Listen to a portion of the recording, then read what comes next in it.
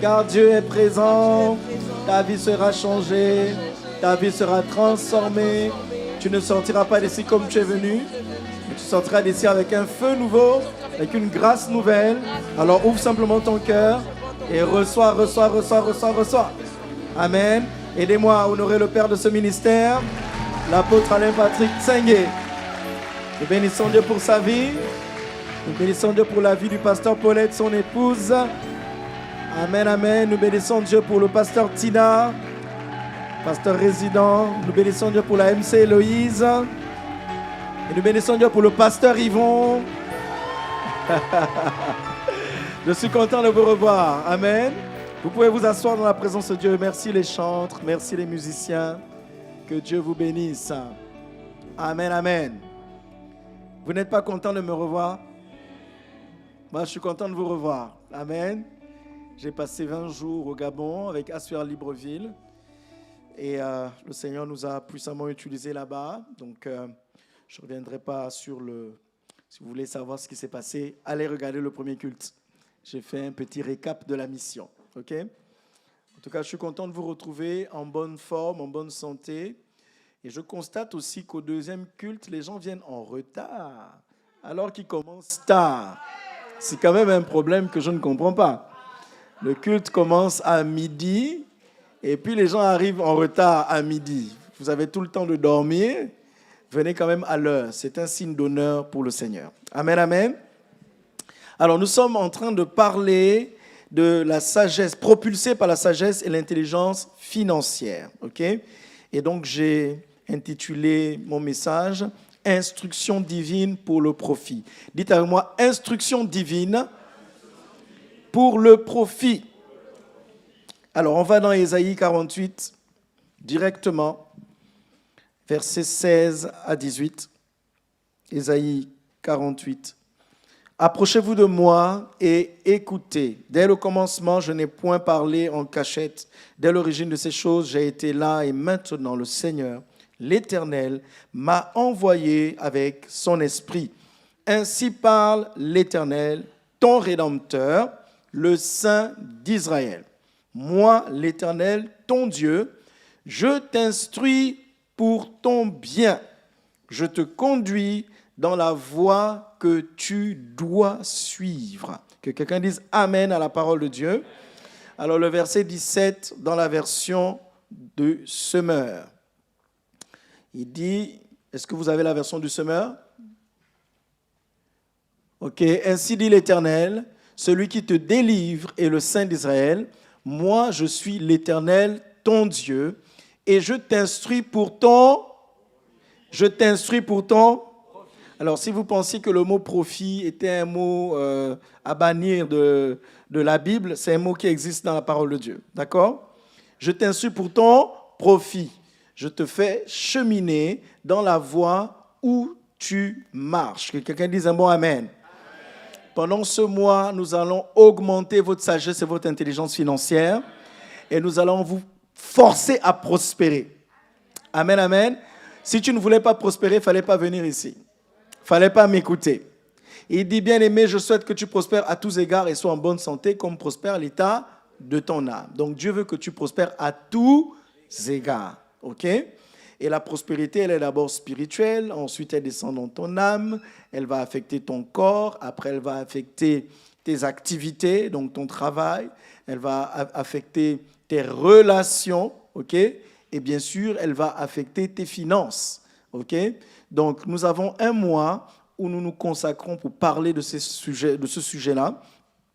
Malgré tout ce que les gens peuvent dire, il y a des gens qui disent qu'on ne parle que d'argent dans notre église. Bon, ça, c'est leur problème, parce qu'ils n'ont pas vu les 12 thèmes qu'il y a dans l'année. Donc, c'est le thème où on parle des finances et de la prospérité. Ils considèrent que c'est le seul thème qu'on aborde. Mais bon, ce n'est pas grave. On est habitué avec la mauvaise foi des païens. Bon, des gens qui n'ont pas la foi, pour le peu qu'ils ont, parfois, elle est mauvaise. Mais bon, qu'à cela ne tienne. Dieu veut nous instruire pour notre profit.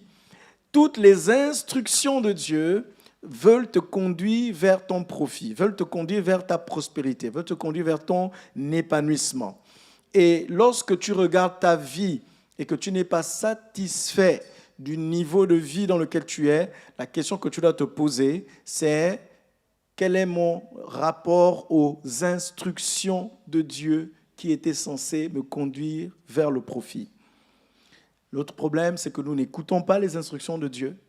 Et quand nous écoutons les instructions, nous n'obéissons pas aux instructions. Ou si nous obéissons tardivement. Donc, on loupe des instants clés. Parce que vous savez, quand une opportunité arrive, elle ne demande pas si tu es prêt. Elle arrive parce que Dieu a programmé qu'elle vienne. Donc, si tu ne la saisis pas, eh bien, tu vas devoir attendre longtemps avant qu'une autre opportunité de ce type ne revienne. Tu vas attendre un cycle.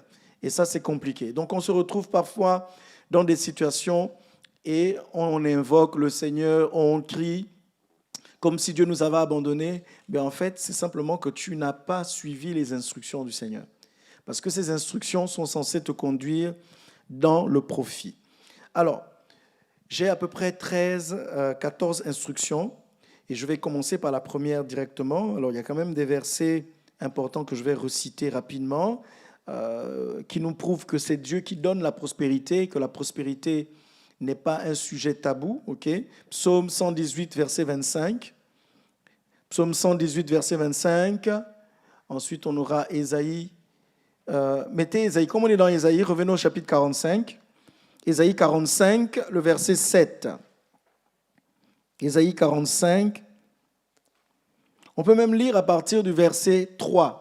Ésaïe 45, à partir du verset 3.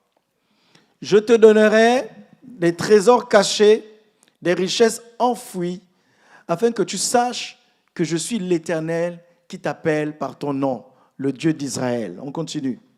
Pour l'amour de mon serviteur Jacob et d'Israël, mon élu, je t'ai appelé par ton nom, je t'ai parlé avec bienveillance avant que tu me connusses. On continue. Je suis l'Éternel et il n'y en a point d'autre. Hors moi, il n'y a point de Dieu.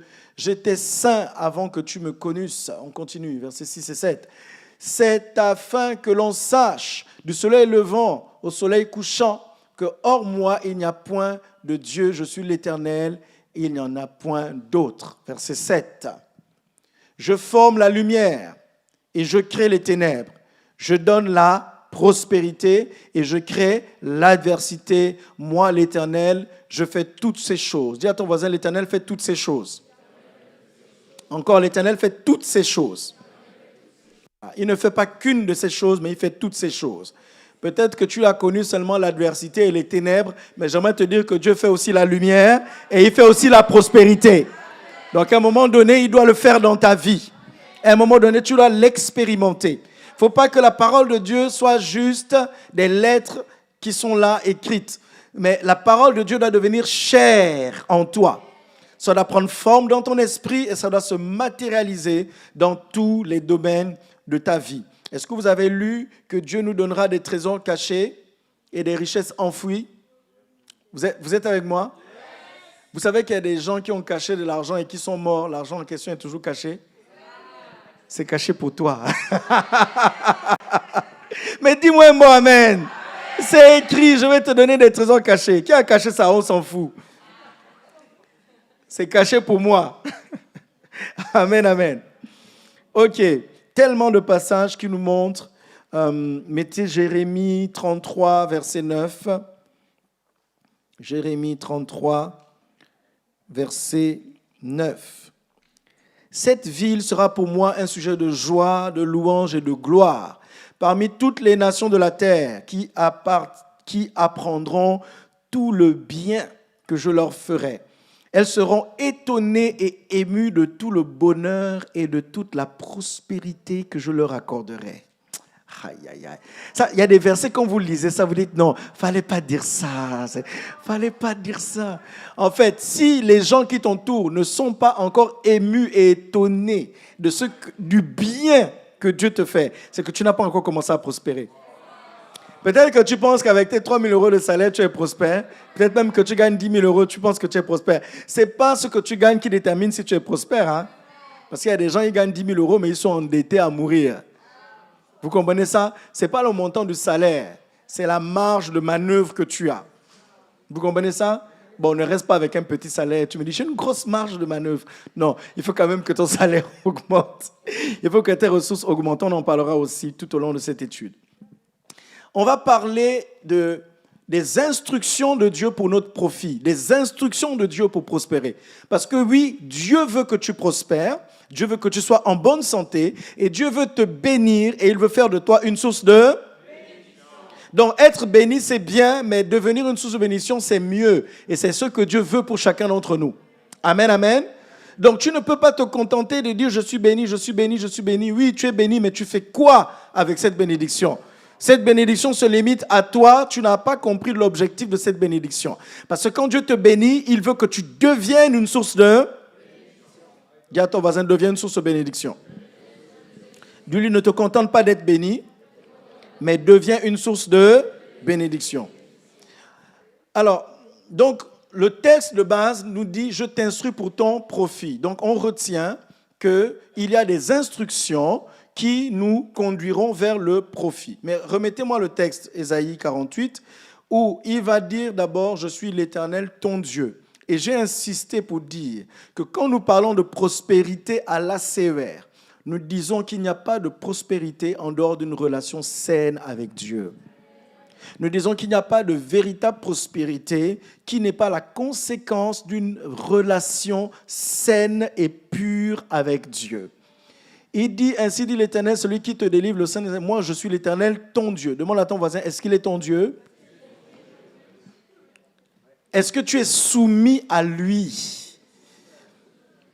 Est-ce que tu es obéissant à sa parole, à ses instructions?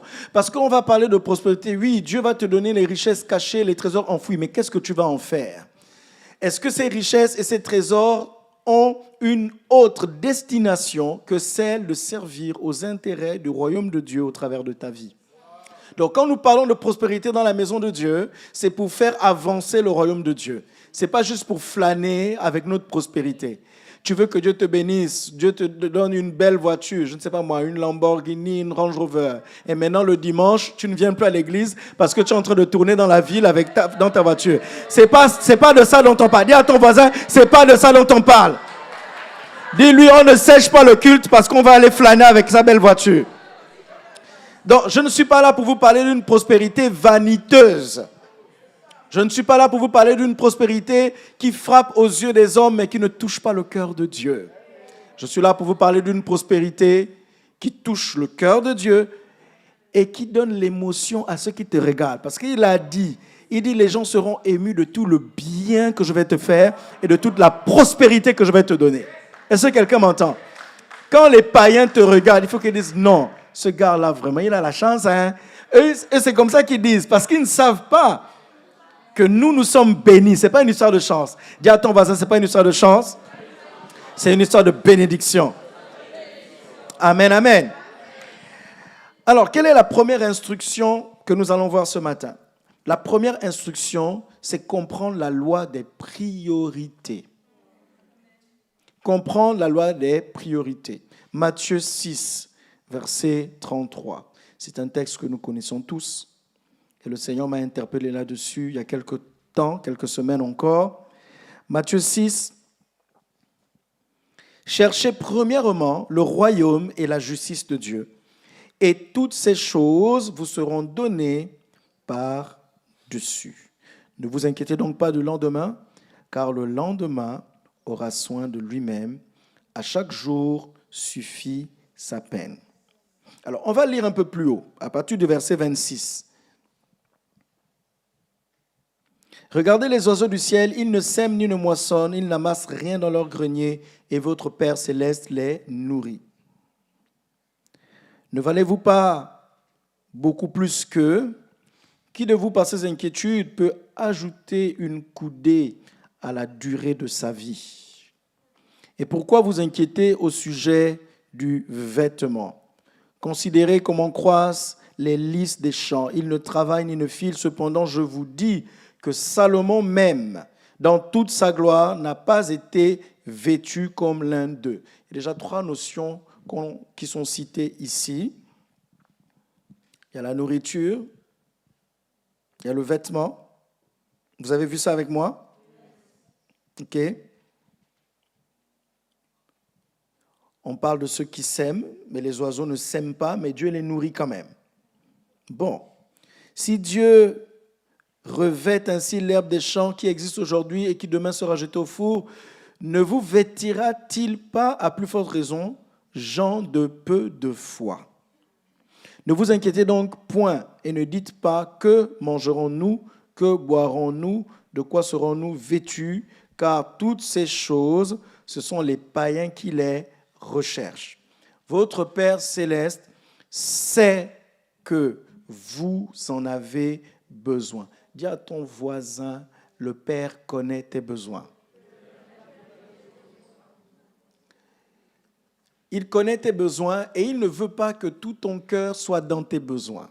Il ne veut pas que ta relation avec lui soit basée sur la provision de tes besoins. C'est pourquoi il a dit, je suis l'Éternel ton Dieu, avant de dire je t'instruis pour ton bien. Il dit d'abord je suis l'Éternel ton Dieu. Donc ça commence par ta relation avec lui, ta relation personnelle avec Dieu. Quelle est l'influence que Dieu a sur ta vie? Parce que comme je l'ai dit au premier culte, si Dieu te donne 100 000 euros tout de suite, que quelqu'un dise Amen, Amen, et qu'il te dise apporte ça en offrande à l'église, là tu as vu, les autres ils n'ont pas dit Amen. Tu as vu? Parce qu'il s'est dit non, il ne peut pas me donner 100 000 euros et puis il me dit viens donner à l'église. Dis à ton voisin si il peut te dire ça. Et on verra si ton cœur est attaché à Dieu ou attaché à ton argent. Vous savez, c'est facile de dire qu'on aime Dieu de tout notre cœur. Hein? Attendons voir quand ton porte-monnaie va être sollicité. On verra si tu aimes toujours Dieu de tout ton cœur. L'argent ne doit pas être un sujet tabou. Dans la maison de Dieu, on doit en parler en toute liberté, en toute décomplexion. Il dit, verset 33, « Cherchez premièrement le royaume et la justice de Dieu. » Un des mots-clés de ce passage, bien sûr, c'est le royaume et la justice de Dieu, d'abord qui nous intéresse, mais c'est le mot « premièrement ». Quand vous avez le mot « premièrement », ça veut dire qu'il y a un deuxièmement, il y a un troisièmement, il y a un quatrièmement. Notre problème, c'est qu'on a fait du premièrement exclusivement.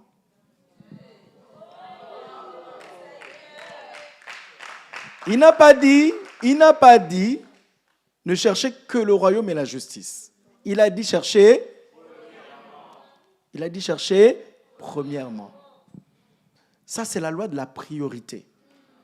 Ça ne veut pas dire qu'on ne doit pas chercher les autres choses, ok? Mais ça veut dire que l'influence de Dieu dans ma vie et la compréhension des lois de Dieu doivent faire l'objet de mes investigations en premier. Vous ne pouvez pas dire que Dieu est votre Dieu et que vous êtes soumis à lui, mais il n'est pas votre priorité. Il n'est pas votre priorité. Comment tu démontres à Dieu qu'il est ta priorité? Quelle est la première chose que tu fais quand tu te réveilles le matin? Quelle est la première personne à qui tu parles quand tu te réveilles le matin? Quelle est la première pensée qui te traverse quand tu te réveilles le matin? Vous savez que la vie que nous avons est un don précieux de Dieu et que nous ne sommes pas éternels sur la terre. Je l'ai dit au premier culte. J'ai perdu un homme de Dieu qui m'était très cher pendant mon séjour au Gabon, l'évangéliste Jean Bosco, que nous avons reçu en 2018, qui était là en 2018 quand on a reçu l'évangéliste Jean Bosco. Voilà, il y a quelques personnes qui se rappellent. Et vraiment, sa disparition brusque a été un choc pour tout le monde. Mais ça nous interpelle sur le fait que nous ne sommes pas éternels sur la terre et que nous devons servir Dieu au maximum de ce qu'il nous donne et au maximum du temps que nous avons. Vous êtes avec moi jusque-là? Ok. Cherchez premièrement le royaume et la justice de Dieu. Le royaume, c'est le règne de Dieu. C'est l'influence de Dieu. La justice, ce sont les lois de Dieu. Ce sont les principes de Dieu. Ça doit être ta priorité. C'est ça que tu dois chercher d'abord.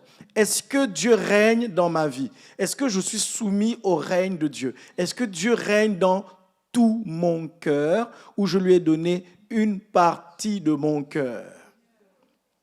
Dieu ne veut pas une partie de ton cœur, hein, il veut tout ton cœur. Tu aimeras le Seigneur ton Dieu de tout ton cœur, de toute ton âme, de toute ta force et de toute ta pensée. Dieu veut tout. Dis à ton voisin, Dieu veut tout. Dis-lui, il ne veut pas une partie de toi, il veut tout de toi. Quand tu comprends la loi de la priorité, donc tu comprends que je dois d'abord m'intéresser à ma relation personnelle avec Dieu, à l'influence de Dieu dans ma vie et comment je réponds à cette influence. Et je dois m'intéresser aux lois et aux principes du royaume de Dieu. Vous savez, Jésus-Christ, quand vous le recevez, il vous donne sa vie et il vous donne le passeport pour aller au ciel.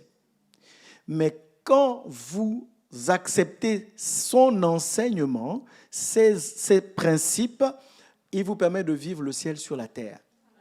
Parce que n'oubliez pas, quand il a enseigné la prière, il a dit, quand vous priez, dites notre Père qui est aux cieux,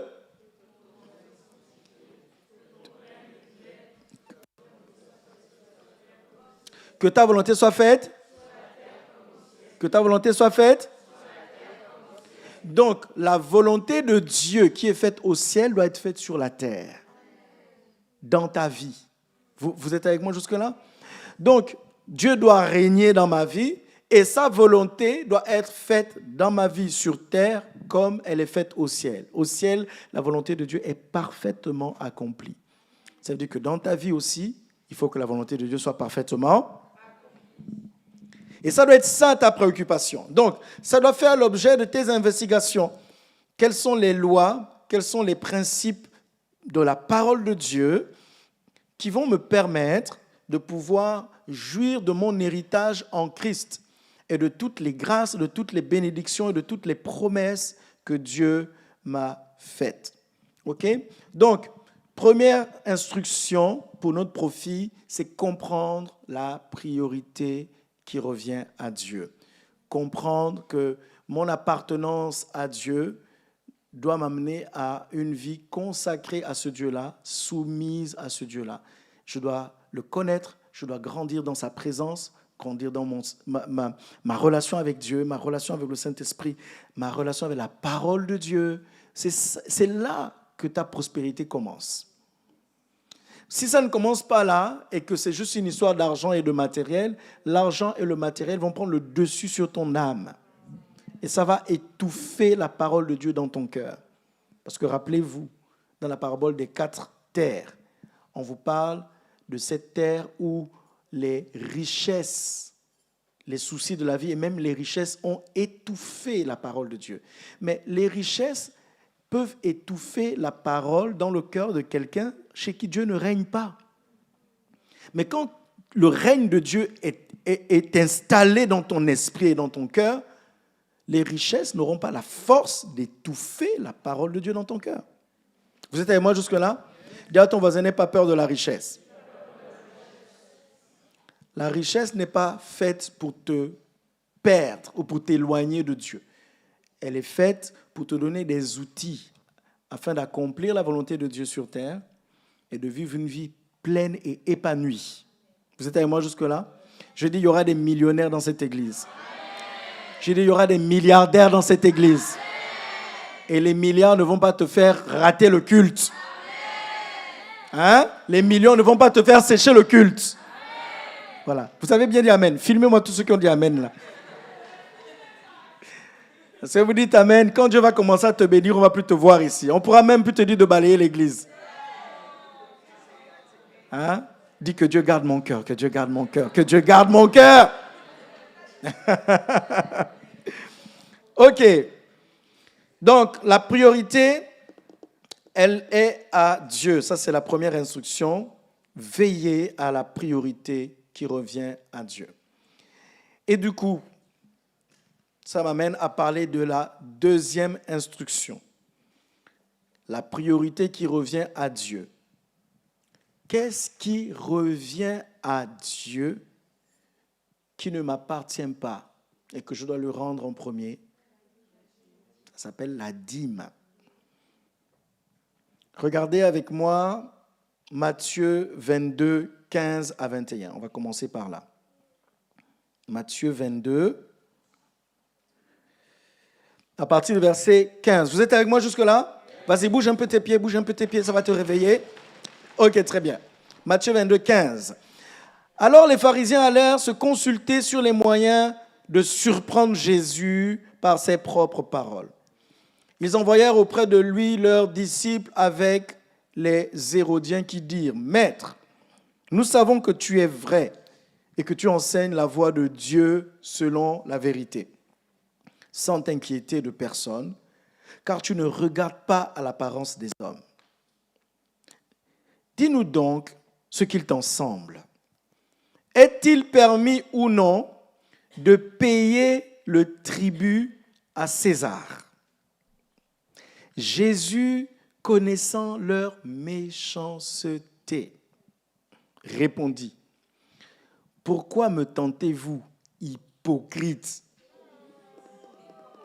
Dis à ton voisin, ne sois pas hypocrite. Dis, ne sois pas hypocrite.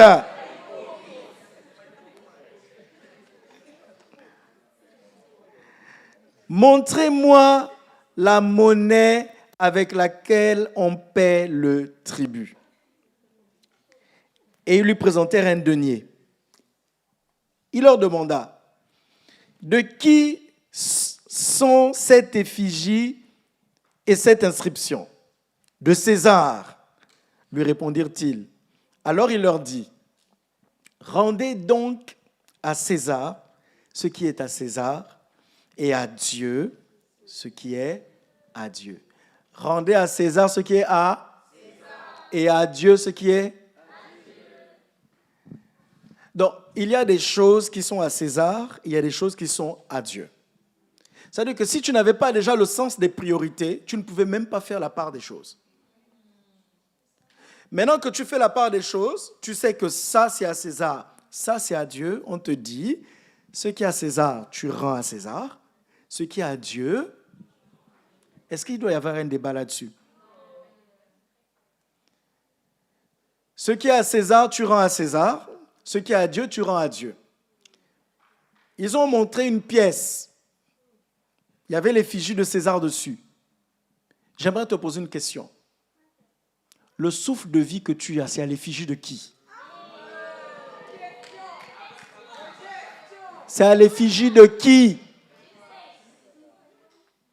Tu comprends que le souffle de vie que tu as, que Dieu t'a prêté pour un temps sur la terre,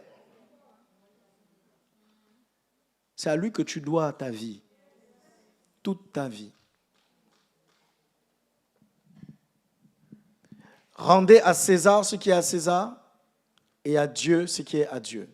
Il y a un honneur que nous devons rendre à ceux qui méritent l'honneur. Que ce soit les hommes qui sont élevés en dignité, que ce soit nos autorités spirituelles, que ce soit nos parents biologiques, okay? Que ce soit des personnes qui ont été utilisées par Dieu pour nous faire grandir. Il y a un honneur qu'on doit leur témoigner. Mais Dieu dit dans sa parole, si je suis père, où est l'honneur qui m'est dû? Tu ne peux pas dire que tu honores Dieu et sur cette question de base, de lui rendre ce qui lui appartient, tu n'es même pas au fixe là-dessus. Ce n'est pas, c'est-à-dire que il y a des questions avec lesquelles tu ne dois même pas débattre. Vous savez que vous devez apprendre à vos enfants, pour ceux qui ont des enfants, depuis leur jeune âge, à donner à Dieu ce qui est à Dieu. Vous comprenez ça? Beaucoup d'entre vous, vous avez découvert la foi chrétienne à un âge, vous êtes déjà un âge avancé. Donc, les principes du royaume de Dieu ont du mal à devenir la norme dans votre intelligence. Vous voyez ça? Vous devez vous lutter avec. Et parfois, vous vous permettez de dire à Dieu, non, là, on va faire à ma manière. Est-ce que vous voyez ça? Il y a des gens, c'est la force des choses, ils se retrouvent surpris par un tas de factures, un tas de problèmes, et ils n'ont même pas pu donner à Dieu ce qui lui revient. Parce qu'on ne te demande pas, c'est-à-dire que la chose en question ne t'appartient pas. Parce qu'après, on parlera des offrandes que l'on donne à Dieu, que l'on donne librement. Quand on parle de la dîme, c'est le 10e de nos revenus. D'accord? C'est le 10e. C'est une proportion. Et Dieu est tellement sage d'avoir mis ça parce que comprendre la loi de la dîme, ça t'apprend à raisonner avec des pourcentages. C'est-à-dire que celui qui donne 10 euros de dîme, il fait la même chose que celui qui donne 100 euros de dîme. Il fait la même chose que celui qui donne 1000 euros de dîme. Il fait la même chose que celui qui donne 10 000 euros de dîme. Ah là, tu devais dire un bon amen. En fait, ils n'ont pas compris que si tu donnes 10 000 euros de dîme, ça veut dire que tu as combien?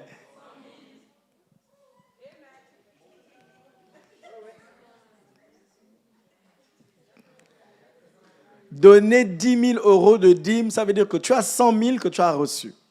Vous comprenez ça? Si Dieu est ta priorité, tu dois savoir ce qui revient à Dieu et ce qui revient aux hommes, ce qui te revient. Et tu dois savoir rendre à Dieu en premier. Vous savez, la dîme, c'est le premier dixième. Ce n'est pas le dernier dixième. C'est le premier dixième. Je répète, la dîme, ce n'est pas le dernier dixième. C'est le premier dixième. Ça veut dire que quand je reçois ce que je reçois, parce qu'il est ma priorité, je lui rends ce qui lui revient de droit. Et comme un acte d'honneur, un acte d'amour, un acte de foi. Vous êtes avec moi jusque-là? Vous savez, la première personne qui donne la dîme dans la Bible, c'est Abraham, le père de la foi. On est dans Genèse 14, à partir du verset 17. Regardons ça ensemble. Genèse 14. Après qu'Abraham fut revenu vainqueur de Kédor Laomer et des rois qui étaient avec lui, le roi de Sodome sortit à sa rencontre dans la vallée de Chavé, qui est la vallée du roi. Melchisédek, roi de Salem, fit apporter du pain et du vin. Il était sacrificateur du Dieu Très-Haut. Il bénit Abraham et dit, « Béni soit Abraham par le Dieu Très-Haut, maître du ciel et de la terre. Béni soit le Dieu Très-Haut qui a livré tes ennemis entre tes mains. » Et Abraham lui donna la dîme de tout. Abraham a fait quoi? Je vous pose une question. Abraham a-t-il été béni avant de donner la dîme ou après avoir donné la dîme? Répondez-moi. Dans ce texte, il a été béni quand? Il a été béni avant. Ça veut dire qu'on ne donne pas la dîme pour être béni. On ne donne pas la dîme parce qu'on cherche à être béni. La dîme est une réponse parce que j'ai été béni. Pas compris. Abraham vient de remporter une victoire. Il vient de vaincre 5 rois avec une poignée de personnes qui étaient avec lui. L'intervention de Dieu lui a donné la victoire. Et il va rencontrer ce personnage-là, très mystérieux, qui va lui donner des choses très symboliques. Melchisédek, roi de Salem, fit apporter du pain et du vin. Vous savez, dans notre relation avec Dieu, ce n'est pas nous qui donnons à Dieu en premier. C'est toujours Dieu qui nous donne en premier. Je vous dis la vérité. Et si vous croyez même que vous l'avez accepté parce que vous aimez Dieu, la Bible dit, il vous a aimé. Donc, l'amour que tu as pour Dieu est une réponse à l'amour qu'il a manifesté envers toi. Ce n'est pas vous qui m'avez choisi, mais moi, je vous ai choisi et je vous ai établi. Donc, quand tu dis « j'ai choisi de suivre Jésus », en réalité, c'est Dieu qui t'a choisi. Il t'a choisi en premier et tu as répondu en faisant un choix. Mais la première personne qui a choisi, ce n'est pas toi, c'était Dieu. Donc ta vie dépend de celui qui t'a choisi. Et Dieu ne va pas te demander de lui donner quelque chose avant qu'il n'ait mis quelque chose dans ta main. Il initie le système. Il initie le système. On verra ce texte qui dit qu'il donne la semence au semeur. Pourquoi Dieu donne la semence? C'est pour qu'on puisse semer. Si tu n'as pas de semence, tu vas semer quoi? Donc Dieu sait que pour que le système fonctionne, je vais te donner le point de départ. Et après, on va voir la suite des événements. Est-ce que vous êtes avec moi jusque-là? Donc, Abraham reçoit le pain, qui est le symbole de la parole de Dieu, le vin, qui est le symbole du Saint-Esprit. OK? Et on le bénit. Et en réponse à ça, il donne la dîme de tout. Donc, je ne donne pas la dîme parce que c'est une obligation de la loi. Je donne la dîme parce que je reconnais que j'ai été béni. J'ai reçu le pain qui est Jésus, qui est la parole de Dieu, et j'ai reçu le Saint-Esprit. Vous êtes avec moi? Donc, quand je donne à Dieu le premier dixième de tout ce que je reçois, je dis à Dieu que je reconnais qu'il est la priorité, qu'il est mon Dieu. Je reconnais que le premier dixième lui appartient et je lui rends simplement ce qui lui appartient. C'est une preuve de bonne foi. Si je te dis garde-moi mon téléphone et après je te dis rends-moi mon téléphone, tu ne fais rien d'extraordinaire en me rendant mon téléphone parce qu'il ne t'appartenait pas déjà à la base. Donc vous comprenez, les gens qui discutent, critiquent ce qu'on appelle la dîme, c'est des égoïstes et des ingrats, des pingres. Ils ne veulent juste pas donner à Dieu. Mais tu ne vas jamais dépasser certains seuils de prospérité sans donner à Dieu avec décomplexion, sans donner à Dieu, comment dire ça, avec libéralité. Mais Dieu n'attend pas d'abord que tu lui donnes ce que tu as qui ne lui appartient pas. Il attend d'abord que tu lui rendes ce qui lui appartient. Parce que ça ne t'appartient pas. Vous êtes avec moi jusque-là? Vous savez, j'ai commencé à donner la dîme depuis que je suis petit. Quand mes parents nous donnaient un peu d'argent, ils nous disaient, il faut que tu mettes la part du Seigneur de côté. Et quand je suis arrivé au collège et que j'ai été boursier, pour ceux qui sont gabonais, ils savent que c'était 24 000 francs CFA, j'enlevais mes 2400 chaque trimestre. Quand je recevais ma bourse, je donnais la dîme au Seigneur. Ça fait des années que j'ai appris à donner à Dieu ce qui lui revient. Dis à ton voisin, il faut que tu apprennes à le faire.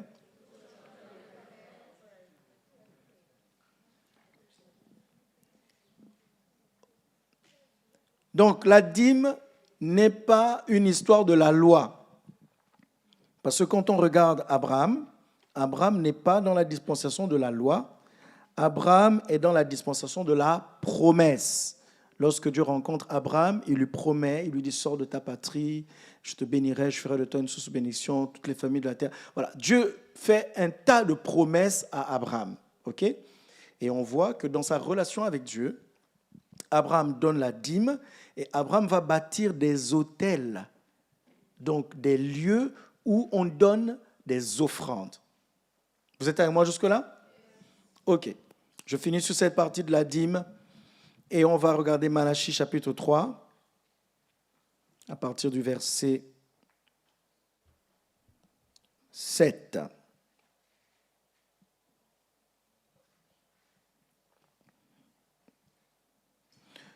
Depuis le temps de vos pères, vous vous êtes écartés de mes ordonnances, vous ne les avez point observées. Revenez à moi et je reviendrai à vous, dit l'Éternel des armées. Et vous dites, en quoi devons-nous revenir? Un homme trompe-t-il Dieu? Car vous me trompez et vous dites, en quoi t'avons-nous trompé? Dans les dîmes et les offrandes. Dis à ton voisin, arrête de tromper Dieu. Dis-lui, arrête de voler ce qui appartient à Dieu.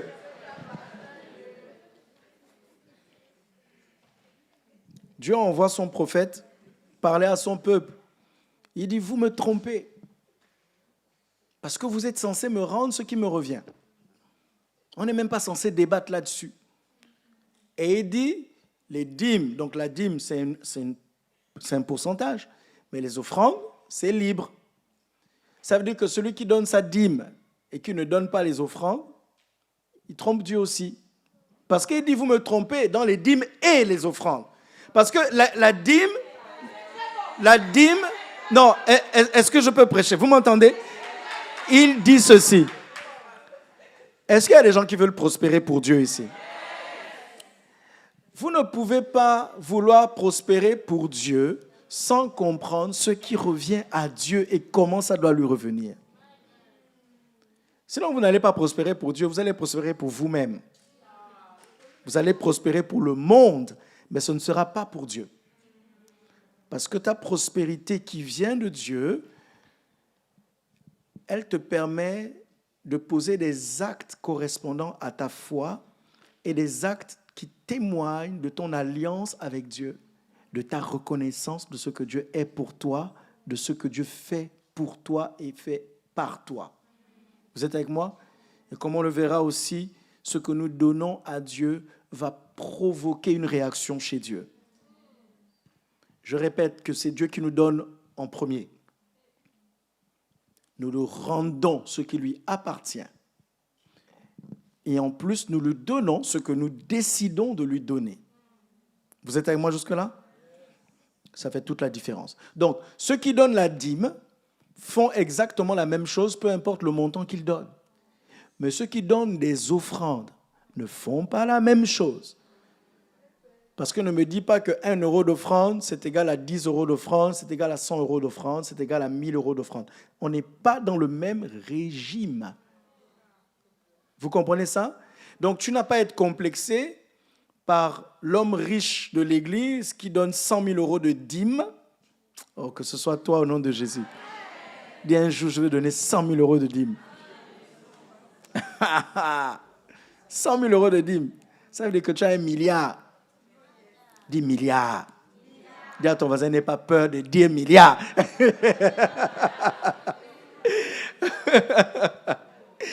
Dis, prends autorité sur les milliards.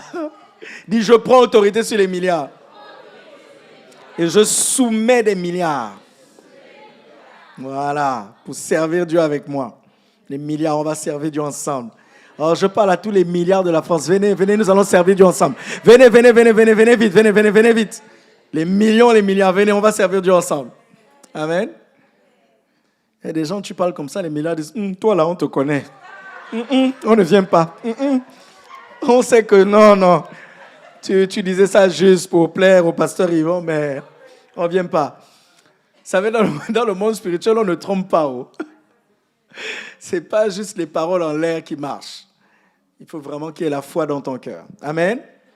OK. Donc, dans Malachie, il nous parle de ça, du fait que ne pas donner la dîme, c'est tromper Dieu, c'est voler Dieu. Et le Seigneur dit, à cause de ça, vous êtes frappés, regardez. Un homme trompe-t-il Dieu? Car vous me trompez et vous dites, en quoi t'avons-nous trompé? Donc cette histoire de contestation-là, ça n'a pas commencé hier. C'est depuis eux-mêmes, le peuple de Dieu. Vous comprenez ça? C'est-à-dire que les gars savaient les prescriptions de la dîme et des offrandes. Et à un moment, ils se sont dit, non, là, c'est bon, on ne donne plus. Et Dieu envoie le prophète pour dire, mais vous me trompez, vous me volez, qu'est-ce que vous faites? Et il dit, revenez. En quoi t'avons-nous trompé? Dans la dîme et les offrandes. Et verset 9, il dit, vous êtes frappés par la malédiction et vous me trompez, la nation tout entière. Donc vous imaginez, toute une nation de voleurs. Que ce ne soit pas Asser Lyon au nom de Jésus. Les voleurs, on va les foutre dehors. Dis à ton voisin, on ne veut pas de voleurs ici. Dis-lui, arrête de voler, arrête. Dis-lui, je sais que tu as été un grand voleur. Mais à partir d'aujourd'hui, tu es délivré. Tu es délivré. Tu es délivré. Amen, amen. Verset 10. Apportez à la maison du trésor toutes les dîmes, afin qu'il y ait de la nourriture dans ma maison. Mettez-moi de la sorte à l'épreuve, dit l'Éternel des armées, et vous verrez si je n'ouvre pas pour vous les écluses des cieux. Si je ne répands pas sur vous la bénédiction en abondance. Aïe, aïe, aïe. Que Dieu répande sa bénédiction sur toi en abondance. Que Dieu répande sa bénédiction en abondance. Vous savez, il y a répandre la bénédiction et il y a répandre la bénédiction. Quand c'est en abondance là. Aïe, aïe, aïe, aïe, aïe. Dis, j'appelle l'abondance dans ma vie au nom de Jésus. Je reçois l'abondance dans ma vie au nom de Jésus. Je prospère à tous égards. Et je suis en bonne santé. Comme prospère l'état de mon âme. Je reçois l'abondance. Je reçois les promesses. Je reçois l'héritage de ceux qui craignent Dieu, de ceux qui marchent avec Dieu, sur la terre des hommes, au nom de Jésus. Ma vie change de palier, de gloire. Je monte de gloire en gloire, de victoire en victoire. Écoute-moi, peu importe l'état de tes comptes au moment où tu fais ces déclarations, laisse-moi te dire que Dieu est capable de changer en une fraction de seconde ta situation.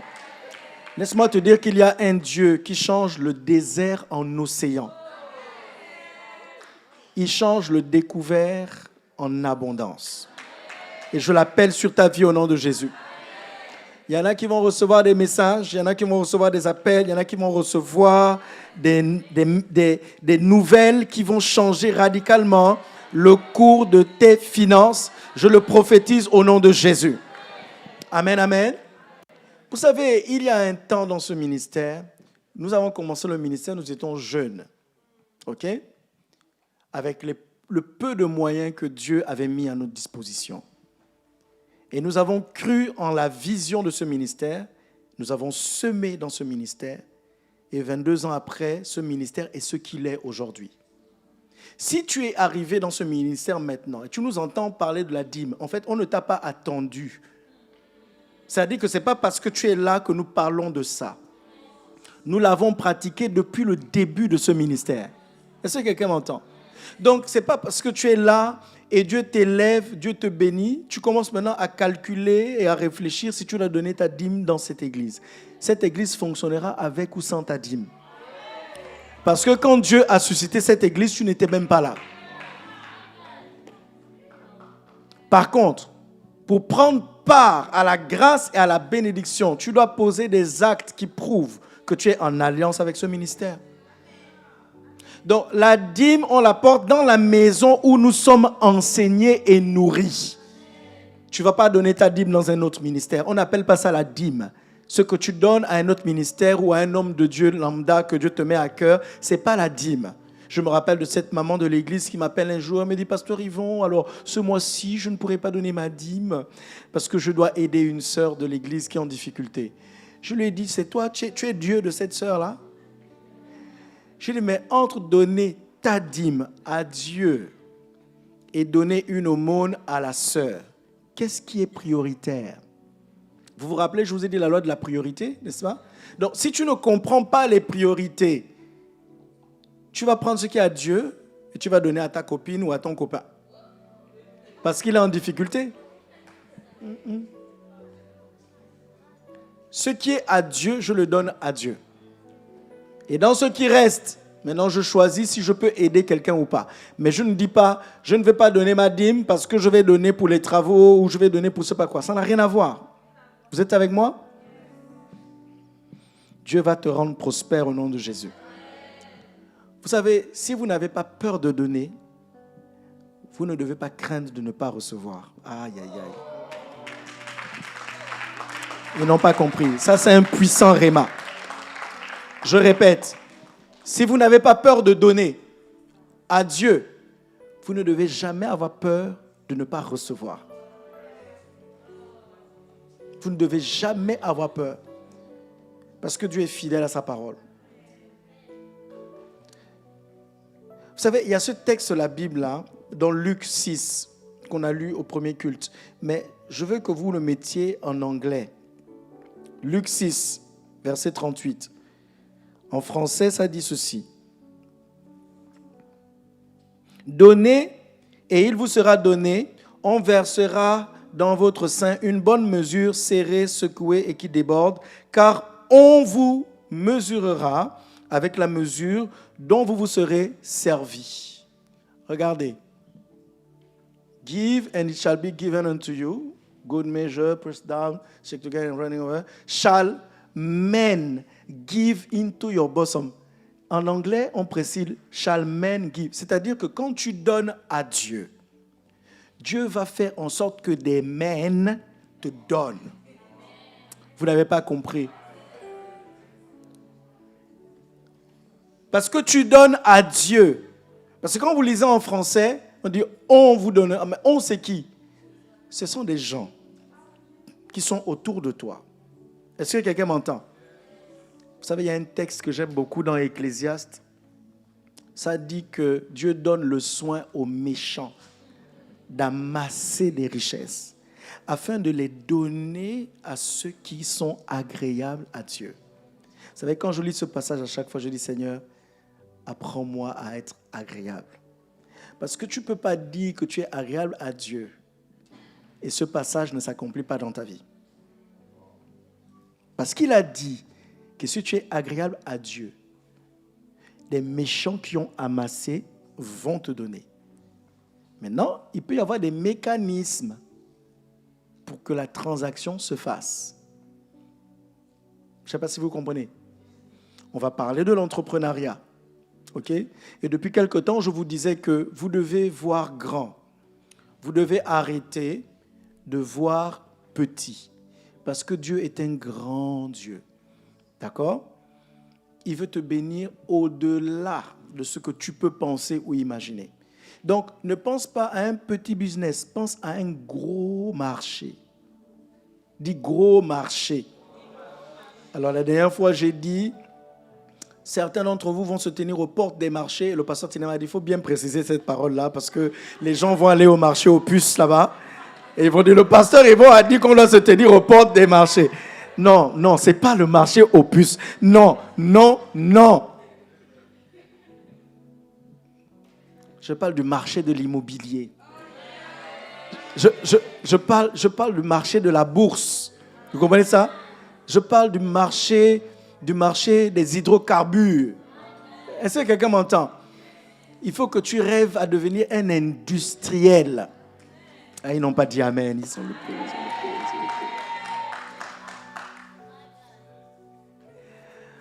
Qui a déjà tapé la liste des 100 personnes les plus riches de France? Levez la main, ceux qui ont déjà tapé. Tous ceux qui n'ont pas levé la main, vous voulez être pauvre. Vous aimez être pauvre. Vous voulez rester pauvre.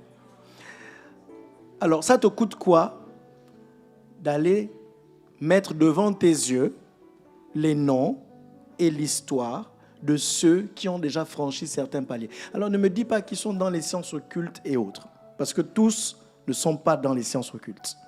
Il y a des gens que Dieu a bénis et qui sont à des niveaux de prospérité. Vous comprenez ça? Arrêtons de croire que le diable rend riche. Vous savez quoi? Les gens qui vont pactiser avec le diable, soi-disant pour devenir riches, d'accord? C'est déjà des bosseurs à la base. Faut pas suivre, hein? Le diable n'a jamais rendu un paresseux multimillionnaire. Je ne connais pas. Je vous dis, cherchez-moi des exemples, vous venez me montrer. C'est des bosseurs. Vous comprenez ça? Et nous, les chrétiens, on pense qu'on doit chercher uniquement le royaume de Dieu, qu'on ne doit pas bosser à côté. Et on s'étonne. Eux, ils ne cherchent pas le royaume de Dieu. Ils bossent. Parfois, ils se ruinent leur santé. Et ils obtiennent un certain niveau de richesse matérielle. Bon, Jésus a dit que c'est un homme de gagner le monde entier s'il perd son âme. Mais il y a un chemin. La Bible dit tout travail procure l'abondance. Donc il y a une manière de travailler qui peut créer une certaine abondance. Vous voyez ça? Mais il y a aussi des interactions spirituelles. Parce qu'il y a des gens qui travaillent comme des éléphants, mais qui récoltent comme des fourmis. Vous avez entendu ce que j'ai dit? Il y a des gens, ils travaillent très dur, mais ils ne prospèrent pas. Donc, ce n'est pas seulement une histoire de travailler dur. Vous comprenez ça? Et il y en a d'autres qui ont choisi de vendre leur corps pour avoir de l'argent. Ils ont de l'argent, mais est-ce que c'est sain? Est-ce que c'est beau? Est-ce que c'est une prospérité dont on peut être fier? Pas du tout. Pas du tout. Et donc, nous ne devons même pas être intimidés par ça. Donc, je reviendrai sur ce passage, mais je voulais juste vous dire que quand vous donnez à Dieu, d'accord, Dieu va faire en sorte que des gens vous donnent. Vous êtes avec moi? Que ce soit dans le cadre de l'entrepreneuriat, que ce soit par des connexions, que ce soit par des alliances, que ce soit aussi sans raison. Écoutez, on a reçu un pasteur ici qui avait son neveu qui priait dans cette église. Il a vu les transformations dans la vie de son neveu. Il a dit non, il faut que je vienne saluer tes pasteurs avant de partir. Le monsieur est du Rwanda, Burundi ou Rwanda, je ne sais plus. Burundi. Et il nous raconte qu'il avait le projet de construire une église. Dieu lui a dit, tu dois construire et je vais envoyer des personnes pour te soutenir. Donc, il commence le projet. Et puis, un jour, il marche. Et il croise quelqu'un dans la rue, habillé très simplement. Et la personne lui dit, Dieu m'a dit de te donner un chèque parce que tu es en train de faire un projet. Et donc, le pasteur regarde la personne, il dit, en fait, c'est moi qui dois te donner un chèque en réalité. Il ne savait pas à qui il avait affaire. Donc, il donne rendez-vous, la personne lui donne rendez-vous, il dit, passez chez moi. Et il passe. La personne lui a fait un chèque de $100,000. Il ne le connaissait ni d'Adam, ni d'Ève. $100,000. Il dit, vas-y, va, Dieu m'a dit de te donner ça. Il dit, il a failli tomber. Il ne croyait pas. Alors que Dieu te surprenne. Je dis que Dieu te surprenne. Que Dieu te choque. Est-ce que tu m'entends? Que Dieu te choque. J'ai l'habitude de dire que si Dieu ne t'a pas encore choqué, il n'a pas commencé d'agir. Et le mois de mai, c'est le mois où tu dois recevoir des électrochocs. Amen, amen. Tu vas recevoir des électrochocs au nom de Jésus et tu vas prospérer à tous égards. Amen. Dernier point pour aujourd'hui. Je suis donc à mon troisième point, troisième instruction. C'est considérer l'alliance des pères. Je vous parle des instructions qui vont vous amener au profit. Hein? Vous êtes avec moi jusque-là? J'ai fait tout un séminaire à Libreville, je crois que c'était il y a 2 ans, c'était en 2025, sur l'alliance des pères. Est-ce que je l'ai fait à Lyon, ce séminaire? La confirmation de l'alliance des pères. Je n'ai pas prêché ça à Lyon encore? Ok. Regardons Deutéronome 8. Et je vais finir là-dessus. Deutéronome 8. Deutéronome 8, à partir du verset 17 et 18. Bon, on peut même lire à partir du verset 13. J'aime beaucoup à partir du verset 13. Même le verset 12. Verset 12.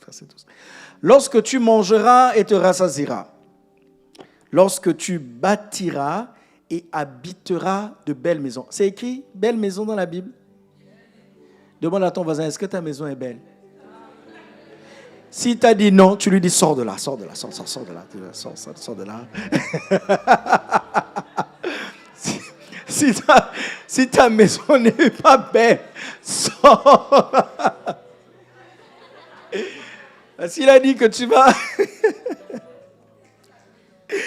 Lorsque tu mangeras, lorsque tu bâtiras et habiteras de belles maisons, lorsque tu verras multiplier ton gros et ton menu bétail, s'augmenter ton argent et ton or, et s'accroître tout ce qui est à toi. Prends garde que ton cœur ne s'enfle. Dis à ton voisin, prends garde que ton cœur ne s'enfle et que tu n'oublies l'Éternel, ton Dieu. Il ne faut pas oublier l'Éternel. Il ne faut pas oublier d'où tu viens. Qui t'a fait sortir du pays d'Égypte, de la maison de servitude. Qui t'a fait marcher dans ce grand et affreux désert. Verset 16. Qui t'a fait manger dans le désert. Verset 17. Garde-toi de dire en ton cœur, ma force et la puissance de ma main m'ont acquis ces richesses. Donc les richesses, elles s'acquièrent avec la force et la puissance de la main. Mais Dieu dit, toi, garde-toi de dire que c'est ta force et la puissance de ta main qui t'ont acquis ces richesses. La suite, c'est quoi? Souviens-toi de l'Éternel ton Dieu, car c'est lui, dites avec moi, c'est lui, encore c'est lui, encore c'est lui qui te donnera la force pour les acquérir. Acquérir quoi? Acquérir quoi? Donc c'est Dieu qui donne la force. Dis Seigneur, je reçois la force pour acquérir des richesses. Au nom de Jésus. Car c'est lui qui te donnera la force pour les acquérir, afin de confirmer, comme il le fait aujourd'hui, son alliance qu'il a jurée à tes pères. Écoutez-moi bien. La prospérité d'un enfant de Dieu n'est pas liée à son alliance avec Dieu. Elle est liée à l'alliance de ses pères. Parce que tu es dans le bénéfice de l'alliance des pères.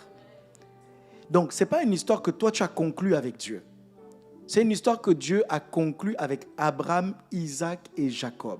Parce que c'est eux les pères dont on parle ici. Est-ce que tu m'entends? Il faut que tu comprennes que tu es condamné à prospérer. C'est-à-dire que tu regardes ton compte bancaire, tu vois le rouge vif, et tu dis... Je suis condamné à prospérer et tu es condamné à prospérer. Est-ce que tu m'entends? Dis, je suis condamné à prospérer. Je suis condamné à prospérer. Et je vais prospérer. Ça commence maintenant. Il confirme aujourd'hui son alliance qu'il a jurée à mes pères. Est-ce que vous comprenez pourquoi vous devez honorer les pères? Est-ce que vous comprenez pourquoi vous devez avoir un cœur humble en face des pères? Parce que vous êtes au bénéfice de leur alliance. Est-ce que quelqu'un m'entend?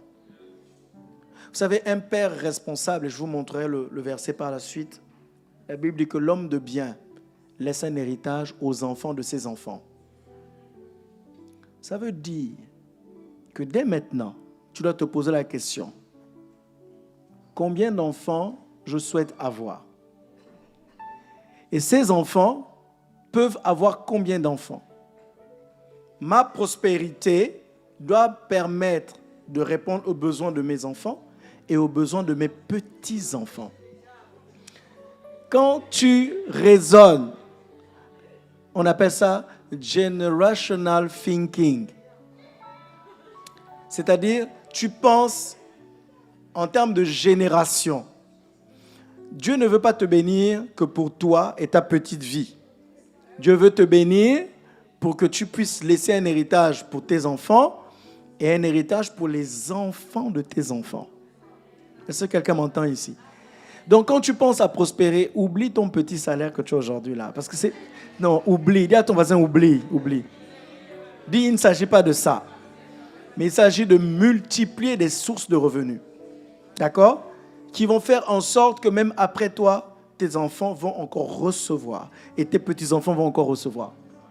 Vous imaginez? Dis à ton voisin, c'est ça être prospère. C'est ça être prospère. Que Dieu t'amène là-bas. Garde-toi de dire en ton cœur, ma force et la puissance de ma main m'ont acquis ces richesses. Souviens-toi de l'Éternel ton Dieu, car c'est lui qui te donnera la force pour les acquérir, afin de confirmer, comme il le fait aujourd'hui, son alliance qu'il a jurée à tes pères. Vous voyez, Dieu veut confirmer l'alliance des pères dans ta vie. Et c'est à cause de cette alliance qu'il va te donner la force pour acquérir des richesses. Et dans la force pour acquérir des richesses, il y a une intelligence. Est-ce que vous m'entendez? Tous ceux qui sont riches aujourd'hui savent des choses que toi et moi, nous ne savons pas. tous ceux qui sont à un certain niveau de prospérité font des choses que toi et moi, nous ne faisons pas. Donc, il y a ce que je sais, il y a ce que je fais, il y a les connexions que j'entretiens. Tout cet écosystème permet de se maintenir à un niveau et de changer de palier. Vous êtes avec moi? C'est le voisin qui est assis à côté de toi. Tu ne sais pas ce que Dieu prévoit de faire avec lui dans 5 ans. Donc, ne commence pas par le mépriser. Dis à ton voisin, ne me méprise pas. Dis-lui parce que c'est peut-être pas moi que tu vas recevoir les clés de ta première voiture. Parce que moi, je suis béni pour être une source de bénédiction.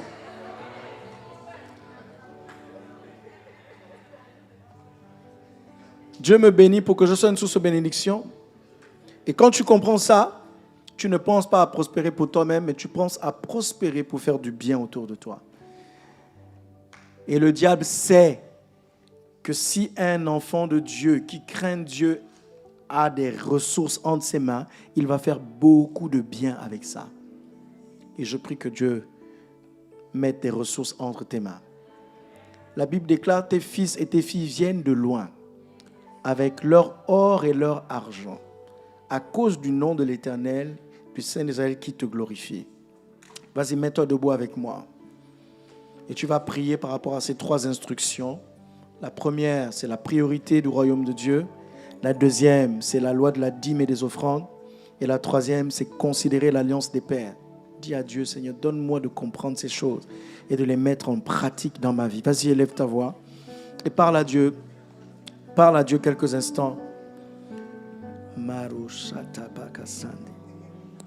Père, je te rends grâce pour ta fidélité.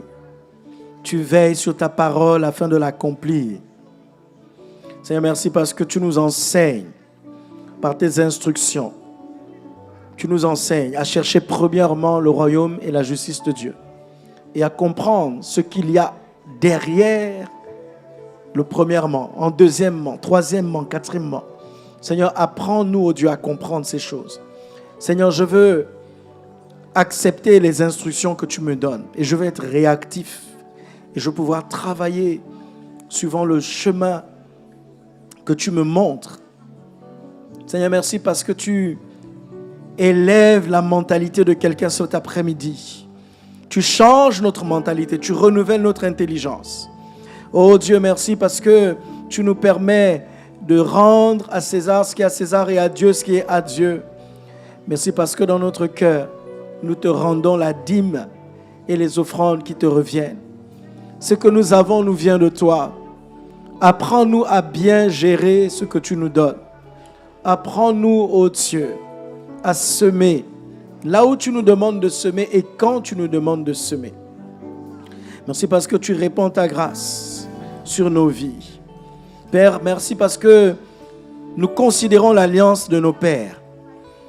Ma prospérité n'est pas le pur résultat de mon travail, de mes efforts, mais c'est la confirmation de l'alliance de mes pères, Abraham, Isaac et Jacob. Seigneur, viens confirmer aujourd'hui dans ma vie l'alliance que tu as jurée à Abraham, à Isaac et à Jacob. Tu as dit, je te bénirai et je bénirai ta postérité. Et la Bible déclare qu'en Jésus-Christ, nous sommes les héritiers d'Abraham. Nous sommes des fils d'Abraham. Et donc, nous sommes les héritiers de la promesse.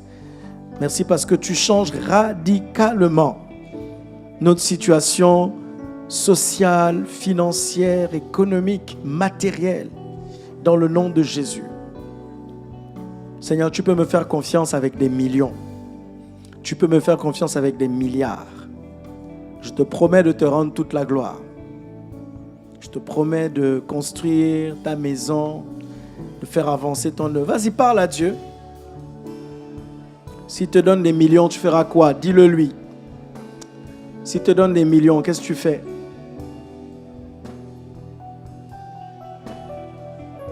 Écoutez-moi, les millions que Dieu va te donner ne viendront pas forcément en billets de banque, mais en idées d'entreprise. Et je prie que Dieu ouvre ton intelligence maintenant, que tu reçoives des idées d'entreprise. Des idées d'entreprise. Reçois des idées d'entreprise maintenant. dans le nom de Jésus. Que Dieu t'ouvre les yeux sur des secteurs d'activité stratégiques pour cette nation. Que Dieu t'ouvre les yeux afin que tu vois et que tu sois capable de concevoir des projets qui vont faire la différence et qui vont créer un pont entre la richesse du méchant et ta vie. Que Dieu te donne la sagesse. Que Dieu te donne la sagesse. Que Dieu te donne la sagesse. Au nom de Jésus. Et je libère cette grâce maintenant pour la créativité, pour la productivité, pour la sagesse au travail, l'excellence au travail. Dans le nom puissant de Jésus. Que mon Dieu amène la promotion dans ta vie. Que mon Dieu t'élève là où tu es et qu'il te fasse changer de palier, qu'il te fasse changer de niveau. Dans le nom puissant de Jésus. Amen, amen. Suivez-moi. J'aimerais que tu pries maintenant pour demander pardon à Dieu pour toutes les instructions qu'il a pu te donner que tu n'as pas suivies. Vous savez à quoi ça sert que Dieu te donne une nouvelle instruction si les instructions qu'il t'a données, tu ne les as pas exécutées? Dieu va vous donner des instructions. Il va vous les donner.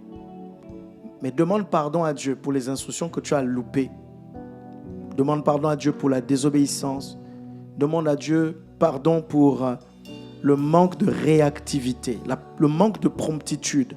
Demande pardon à Dieu pour la paresse. Et dis à Dieu que tu veux recevoir et obéir à ses instructions à partir de maintenant. Vas-y, élève ta voix. Élève ta voix.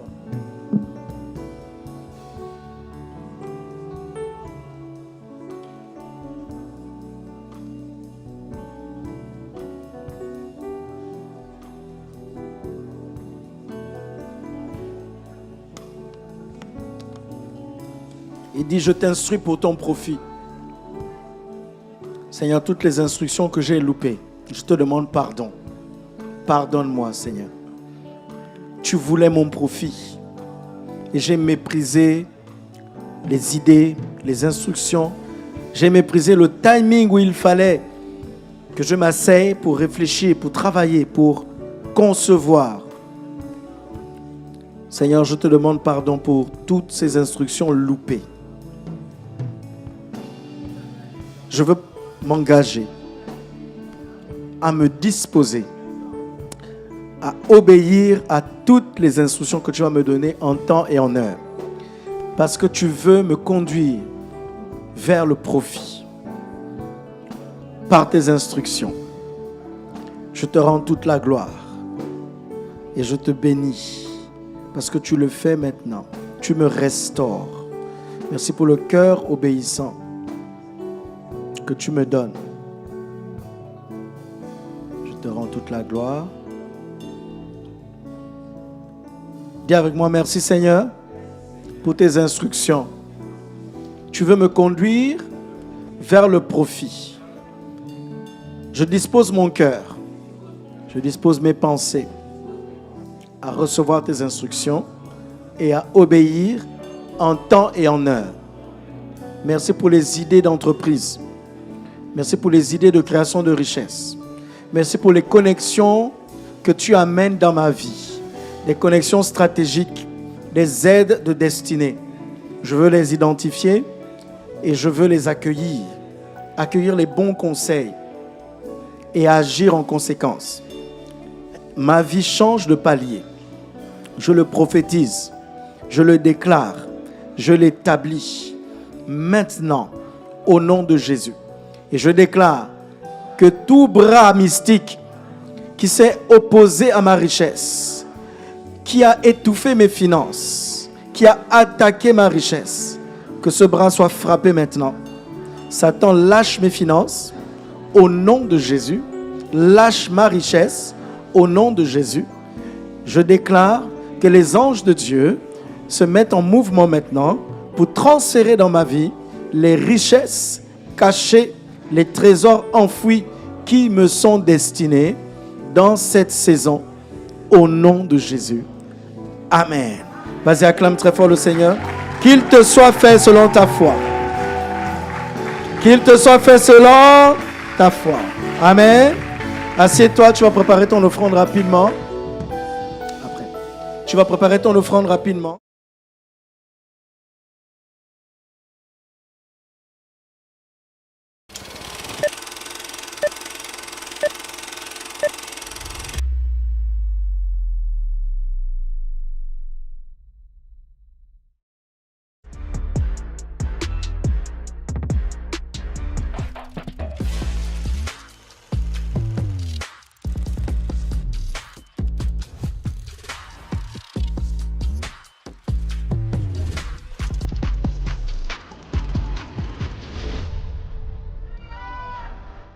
Le culte est terminé, mais tu retrouveras chacun de nos replays sur la page YouTube ACER Lyon.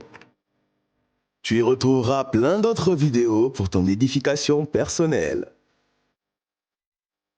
La chaîne de télévision 100% chrétienne Évangile TV est disponible sur Canal. Tu y retrouveras plusieurs programmes qui te permettront de grandir dans ta marche avec Dieu.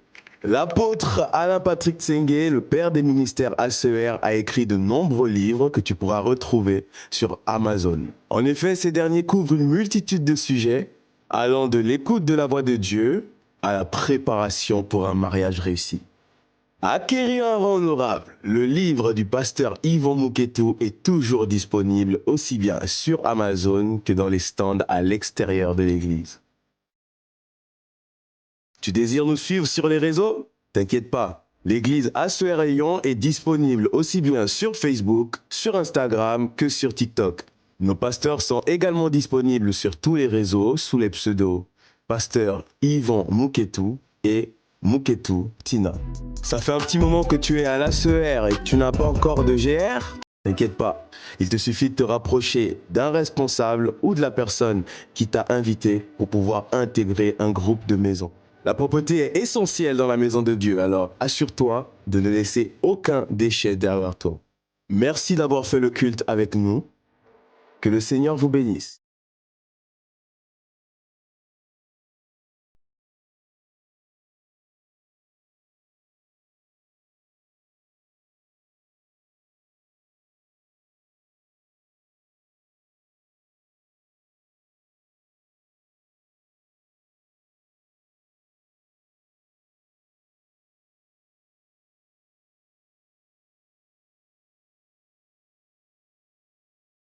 En étant étudiante à l'IBA, j'ai appris beaucoup de choses, notamment avec le cours sur l'histoire de l'Église, ou plutôt le survol de l'histoire de l'Église, où on a pu étudier plusieurs périodes, la période de l'Église apostolique, la période de l'Église persécutée et la période de l'Église impériale. Chacune de ces périodes ont leurs caractéristiques. L'Église apostolique, c'est l'Église avec les 12 apôtres qui dirigeaient l'Église, puis l'Église persécutée, où on voit l'Église vraiment être persécutée comme jamais auparavant, et l'Église impériale, où on voit les persécutions s'arrêter, se stopper grâce à l'édit de Constantin qui a été promulgué à Milan pour permettre aux chrétiens de vivre pleinement leur foi. Et grâce à ce cours, j'ai pu comprendre une chose, c'est que Dieu est capable pour avoir justement des enseignements structurés, des enseignements enrichis pour les brebis, mais également pour les personnes qui sont au dehors, à qui qu'on évangélise, qu'on apporte la parole, qu'on permet tout simplement d'accepter Jésus. C'est pour ça que l'IBA m'a également beaucoup aidé en 3 années. La rentrée de l'IBA, c'est en octobre. Inscrivez-vous dès maintenant parce que la connaissance vous distinguera. Faites le choix de l'excellence.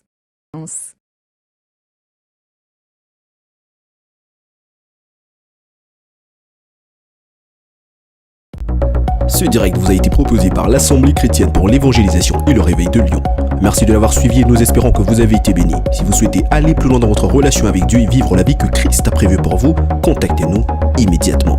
Pour ce faire, c'est simple. Vous pouvez soit nous envoyer un message sur notre messagerie Facebook ou Instagram ACER Église de Lyon, ou alors nous envoyer un mail à contact@acerlyon@gmail.com. Et n'oublie pas de t'abonner à notre chaîne YouTube et active la cloche de notification afin de ne plus manquer aucun de nos directs. Avant de partir, laisse-nous un commentaire, un pouce bleu et partage le lien de cette vidéo autour de toi. A très vite sur ACER Lyon.